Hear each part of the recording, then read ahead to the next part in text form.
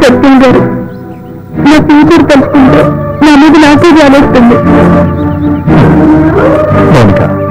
ఒకసారి వచ్చిపోయిన కోరికల గురించి ఎందుకన్నా ఆలోచించి బాధపడతాను. కాగితం చెప్తే రాలగలను.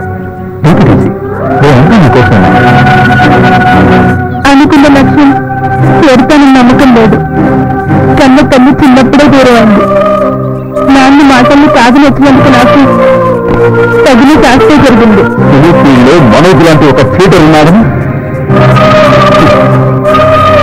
అందరినీ అనుమానించడం మంచిది కాదు.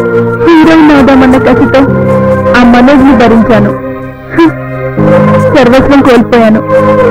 ఆ అవకాశం ఇప్పుడు లేదు. ప్రపంచంలో ఉన్న లక్షలాది మంది సినీ నిర్మాతల్లో ఆ మనోజ్ గారు. నువ్వు ధైర్యంతో పోరాడి పట్టుదలతో సాధిస్తే తప్పక హీరోయిన్ అవుతా.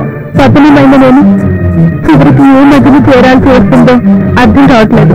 మౌనిక, ఇప్పుడు తీస్తున్న ప్రత్యక్ష సినిమాలో నువ్వే హీరోయిన్. ఆల్రెడీ కొంత షూటింగ్ జరిగింది కదా. పర్వాలేదు, మళ్ళీ రీషూట్ చేస్తాను. నువ్వు మనోజ్ చేతిలో మోసపోయిన దానికంటే నా రీషూట్ ఖర్చు గానీ నా శ్రమ గానీ ఎక్కువేం కాదు. నీవాన్ని బాధపడుతుంది. పైగా దీనివల్ల నీకు ఫైనాన్షియల్ ప్రాబ్లం వస్తుంది. లేదు, భవానికి నేను నచ్చుకుంటాను. ఆమెకు చాలా ఆఫర్స్ కూడా వస్తున్నాయి. ప్రత్యేక సినిమా తప్పకుండా హిట్ అవుతుంది, అది నా నమ్మకం. సార్, నా కోసం మీరు రిస్క్ తీసుకోవద్దు సార్, ప్లీజ్. ఇక నువ్వేం మాట్లాడదు. ప్రత్యేక సినిమాలో నువ్వే కథానాయకుడు. ఇది నా ఫైనల్ డెసిషన్. నమస్తే సార్. నమస్తే. ఏంటంటే న్యూసెన్స్? శవాన్ని పోస్ట్ మార్టం చేస్తున్నారు సార్, లేకపోతే శవాన్ని తీరండి సార్. ఏమైనా ఫోన్ ఇస్తారా? ఆత్మ సినిమా యాక్టర్ ఎక్కడ తీయండి.